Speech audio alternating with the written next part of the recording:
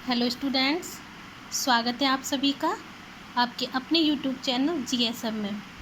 मैं कल्पना तिवारी आज आपके लिए बीएड फर्स्ट ईयर का वीडियो लेकर के आई हूँ। इसका टॉपिक है संप्रेषण की विशेषताएं एवं उद्देश्य। संप्रेषण क्या होता है, उसकी क्या परिभाषा है, इसका वीडियो बनाकर मैं पहले ही आप तक पहुँचा चुकी हूँ और ये संप्रेषण से संबंधित मेरा सेकंड वीडियो है। इस वीडियो में आज मैं चर्चा करूंगी कि संप्रेषण की क्या विशेषताएं होती हैं और इसके उद्देश्य और महत्व क्या है। तो इसके कुछ बिंदु मैंने लिखे हैं जिनको कि मैं आपसे चर्चा करूंगी। प्रथम बिंदु है कि संप्रेषण सदैव एक गत्यात्मक प्रक्रिया है। संप्रेषण क्या है? सर्वप्रथम तो आपको मैं बता चुकी कि संप्रेषण कहते किसे हैं। संप्रेषण जिसका समान रूप से प्रेषण हो, मतलब दूसरे तक अपनी बात एवं भावनाओं को, अपने विचारों एवं अपनी भावनाओं को किसी दूसरे व्यक्ति तक पहुंचाना और उसके विचार एवं भावों को अपने तक पहुंचाना ही संप्रेषण, मतलब विचारों का आदान प्रदान ही, विचारों का भलीभांत आदान प्रदान ही संप्रेषण है। तो संप्रेषण सदैव एक गत्यात्मक प्रक्रिया रहा है, मतलब गतिशील प्रक्रिया है, ये हमेशा चलने वाली प्रक्रिया है। संप्रेषण एक गत्यात्मक है, एक गतिशील प्रक्रिया है, ये चलती ही रहती है। जब आप विचारों का आदान प्रदान किसी दूसरे व्यक्ति तक करेंगे तो दूसरा व्यक्ति भी आपके विचारों भावनाओं को समझ करके वो अपने विचारों भावनाओं को व्यक्त करेगा और ये हर क्षेत्र में होता है। बिना संप्रेषण के कोई भी क्षेत्र की प्रगति होना, किसी भी क्षेत्र की प्रगति होना संभव नहीं है। तो सर्वप्रथम विशेषता तो यही है, संप्रेषण सदैव एक गत्यात्मक प्रक्रिया है। सेकंड नंबर है, संप्रेषण प्रक्रिया में परस्पर अंतःक्रिया तथा पृष्ठपोषण होना आवश्यक है। संप्रेषण प्रक्रिया में परस्पर अंतःक्रिया, अंतःक्रिया का मतलब अभी बताया कि अपनी आंतरिक जो भी विचार भावनाएं थी वो आपने दूसरे तक पहुंचाई। पृष्ठपोषण, जब दूसरे व्यक्ति को आपकी भावनाएं समझ में आई तो उसने अपनी आंतरिक क्रिया की, उसने भी अपने विचारों को सहमति असहमति या सहयोग की भावना में उसने आप तक अपने विचारों को पहुंचाया। तो ये हो गया संप्रेषण प्रक्रिया में परस्पर अंतःक्रिया तथा पृष्ठपोषण। नेक्स्ट बिंदु जो है वो है, संप्रेषण प्रक्रिया एक मनोवैज्ञानिक एवं सामाजिक प्रणाली है। संप्रेषण प्रक्रिया क्या है? एक मनोवैज्ञानिक एवं सामाजिक प्रणाली है।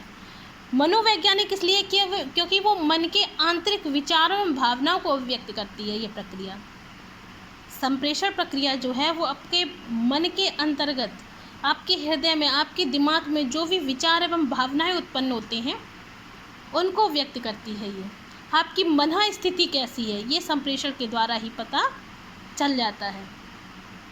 आपकी मानसिक स्थिति कैसी है, आप अपने हृदय में किस प्रकार का विचार करते हो, आपकी सोच क्या है, ये सब संप्रेषण प्रक्रिया के अंतर्गत पता चल जाता है। और यह एक सामाजिक प्रणाली भी है। सामाजिक प्रणाली इसलिए क्योंकि समाज में रहकर ही आप अपने विचार भावनाओं को व्यक्त कर सकते हैं। अगर आप अकेले हैं तो आप किससे विचार व्यक्त करेंगे? किसी से भी नहीं। जब तक आप किसी दूसरे व्यक्ति के संपर्क में नहीं आते तब तक आपका संप्रेषण, विचारों का संप्रेषण होना संभव ही नहीं है। और फिर वो संप्रेषण भले ही आप अपनी मौखिक रूप से करें, लिखित रूप से करें, सांकेतिक रूप से, किसी भी प्रकार से करें, लेकिन इसमें किसी ना किसी दूसरे व्यक्ति का होना या दूसरे पक्ष का होना अत्यंत ही आवश्यक है। नेक्स्ट पॉइंट है, संप्रेषण जो है वो सर्वव्यापक है। हर क्षेत्र में संप्रेषण है। अगर आप किसी से चर्चा करते हैं तो भी वहाँ पर संप्रेषण की आवश्यकता पड़ेगी। अगर आप एक विद्यार्थी हैं तो भी संप्रेषण की आवश्यकता है। अगर आप एक शिक्षक हैं तो भी संप्रेषण की आवश्यकता है। अगर आप किसी भी स्थान पर वर्क करते हैं, कहीं भी बाहर जाते हैं या अपने घर के वातावरण में भी रहते हैं तो भी संप्रेषण की प्रक्रिया वहाँ पर संभव होगी। बिना संप्रेषण के कहीं भी आप कुछ भी होना असंभव है। तो संप्रेषण क्या है? सर्वव्यापक है। अगर आप अकेले कमरे में हैं और सिर्फ मोबाइल चला रहे हैं, मोबाइल से मैसेज भेज रहे हैं तो भी क्या है? तो भी आप अपने विचारों को संप्रेषित कर रहे हैं। आप कुछ भी नहीं कर रहे हैं, बिल्कुल अकेले हैं, कुछ सोच भी नहीं रहे, किसी तक अपनी बातों भावनाओं को नहीं पहुंचा पा रहे, तब संप्रेषण की प्रक्रिया स्थगित होगी। लेकिन ऐसा तो संभव ही नहीं है। चाहे कोई बोल पाता हो या ना बोल पाता हो, सभी लोग अपने विचारों भावनाओं को किसी दूसरे व्यक्ति तक पहुंचाते ही हैं, चाहे वो व्यक्ति कैसा भी हो। अपने स्तर के 2 बच्चे हैं तो वो भी अपनी भावनाओं को एक दूसरे से बात करते हैं, थोड़े से बड़े बच्चे वो भी बात करते हैं। मतलब अगर आप अपनी बात करते हैं, 2 व्यक्ति बात कर रहे हैं, मीन्स दोनों व्यक्तियों के बीच विचारों का आदान प्रदान हो रहा है, उनकी भावनाएं एक दूसरे के पास संप्रेषित हो रही हैं। वो अपनी भावना अपने विचारों को प्रस्तुत कर रहा है, दूसरा व्यक्ति उसकी भावना विचारों को समझ करके वो प्रस्तुत कर रहा है। तो ये एक कैसी प्रक्रिया, संप्रेषण कैसा है, सर्वव्यापक है, हर एक क्षेत्र में है, चाहे वो क्षेत्र बड़े से बड़ा हो, चाहे वो क्षेत्र छोटे से छोटा हो। संप्रेषण कैसा है, संप्रेषण द्विपक्षीय होता है।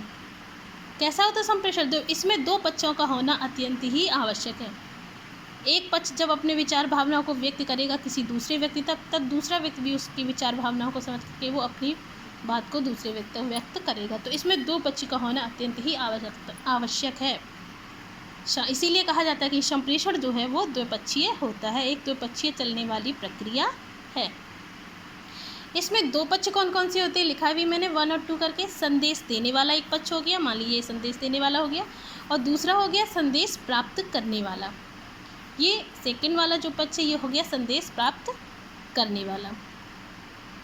नेक्स्ट जो पॉइंट है, संप्रेषण में विचारों तथा भावनाओं का आदान प्रदान होता है। ये तो मुख्य बिंदु है, बिना इसके तो संप्रेषण होना ही असंभव है। नेक्स्ट है, यह एक उद्देश्यपूर्ण प्रक्रिया है। संप्रेषण कैसी प्रक्रिया है? एक उद्देश्यपूर्ण प्रक्रिया है जो कम से कम 2 व्यक्तियों के मध्य होती है। उद्देश्यपूर्ण का मतलब यह है कि एक पक्ष ने कुछ भी सोचा, उसका उद्देश्य है कि वो अपनी भावनाओं को, अपने विचारों को दूसरे तक पहुंचाए, तो ये उसका एक उद्देश्य है। तो उसने अपने उद्देश्य को पूर्ण किया, उसने वहां तक अपनी भावना विचारों को पहुंचाया, और इसमें 2 व्यक्तियों का होना संभव है, आवश्यक है। और जब इसकी भावनाएं विचार, इसका डिसीजन समझ में आया, तो इसने अपनी भावनाओं को यहाँ तक, उसका उद्देश्य हुआ कि इसका वापस आंसर दिया जाए, तो वो उसकी भावना का वापस आंसर देता है। तो क्या है, कम से कम 2 व्यक्तियों के मध्य ये प्रक्रिया संभव होती है। संप्रेषण में शिष्टता एवं नम्रता का प्रयोग किया जाता है। मीन्स जब हम लोग किसी से बात करते हैं तो बहुत ही शिष्टता एवं नम्रता के साथ अपनी भावना एवं विचारों को व्यक्त करना चाहिए। इस लाइन का ये तात्पर्य है कि जब भी हम किसी से बात करें, जब भी अपने विचारों एवं भावनाओं को संप्रेषित करें, तो बहुत ही शिष्टता के साथ, सम्मान के साथ, बहुत ही नम्रता के साथ, सादगी के साथ अपने विचार एवं भावनाओं को संप्रेषित करें। इसका करने से सामने वाला जो भी व्यक्ति है उस पर प्रभाव अच्छा पड़ता है और वो आपसे प्रभावित होगा, फिर वो भी अपने विचार भावनाओं को उसी अंदाज में आप तक पहुंचाएगा। इसके बाद जो नेक्स्ट पॉइंट बनता है, वो जिस पर हम चर्चा करेंगे, जो नेक्स्ट जो है आपका, वो है संप्रेषण के उद्देश्य एवं महत्व। संप्रेषण का क्या उद्देश्य और क्या महत्व है? तो इसके उद्देश्य एवं महत्व समझने के लिए सबसे प्रथम चीज़ तो यही है, उद्देश्य में भी वही एक ही बात है कि भावों के आदान प्रदान द्वारा उत्तेजित भावनाओं को शांत कर समाज में शांति और संतुलन बनाए रखना ही इसका उद्देश्य है। क्या उद्देश्य है इसका? भावनाओं का आदान प्रदान करके जिसके अंदर जो भी उत्तेजित भावनाएं हैं उनको शांत करके समाज में शांति और संतुलन को स्थापित करना ही उसका एकमात्र उद्देश्य होता है। किसका? संप्रेषण का। और जब संतुलन और शांति बनी रहेगी तो ऐसे ही समाज में संगठन की ताकत बढ़ती है। जो व्यक्ति निर्भीक होकर अपनी सम्मति तथा विचार प्रकट कर सकता है, जो व्यक्ति अपनी भावनाओं को दूसरे के समक्ष निर्भीक होकर प्रकट कर सकता है, तो ऐसा व्यक्ति क्या होता है? ऐसे व्यक्ति लाखों लोगों को अपनी तरफ प्रभावित कर सकता है, अपनी तरफ आकर्षित कर सकता है। लाखों लोगों उसको सुनने के लिए, उसकी बातों को समझने के लिए क्या होते हैं?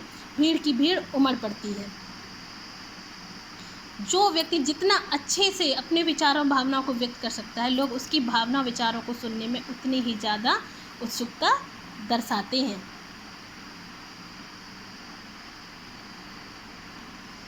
ऐसे व्यक्ति को कुशल वक्ता बोलते हैं। कुशल वक्ता की बातों को सुनने के लिए बहुत सारी भीड़ एकाग्रचित होकर के उसकी बातों को सुनती है, उसके तरीक़ों को सुनती है कि कैसे वो अपनी विचार एवं भावनाओं को व्यक्त करता है। कहा भी जाता है कि संचार या संप्रेषण जो है वो प्रशासनिक संगठन की रक्तधारा है। मतलब कोई भी संगठन हो और सफलता की, अगर आप किसी भी संगठन को उसको सफलता, उसकी ऊंचाइयों तक पहुंचाना चाहते हैं, तो इसके लिए बहुत ही ज़्यादा आवश्यक है कि उस संस्था में कार्य करने वाले लोगों के बीच अच्छा संप्रेषण स्थापित हो, उत्तम संप्रेषण की व्यवस्था हो, तभी वो संस्था, वो प्रबंध, वो प्रशासनिक संगठन, तभी वो उतना ही आगे बढ़ सकता है। कहा भी जाता है कि संचार और संप्रेषण जो है वो प्रबंध का हृदय हो बताया गया है। कुछ विद्वानों ने संचार और संप्रेषण को प्रबंध का हृदय बताया, मतलब जितना अच्छा संप्रेषण, जितना अच्छा संचार, उतने ही प्रगति में वो संस्था, वो प्रबंध आगे की ओर प्रगति करता जाता है। संप्रेषण जो है वो किसी भी संस्था के लिए अत्यंत ही आवश्यक है, लेकिन वो उचित ढंग से, अच्छे रूप में, कुशल वक्ता के द्वारा संभव हो तभी। अतः हम यहीं पर अपनी वाणी को विराम देते हैं और अपने अगले वीडियो में हम आपसे फिर से संप्रेषण को लेकर के ही चर्चा करेंगे कि संप्रेषण और शिक्षा का क्या महत्व है।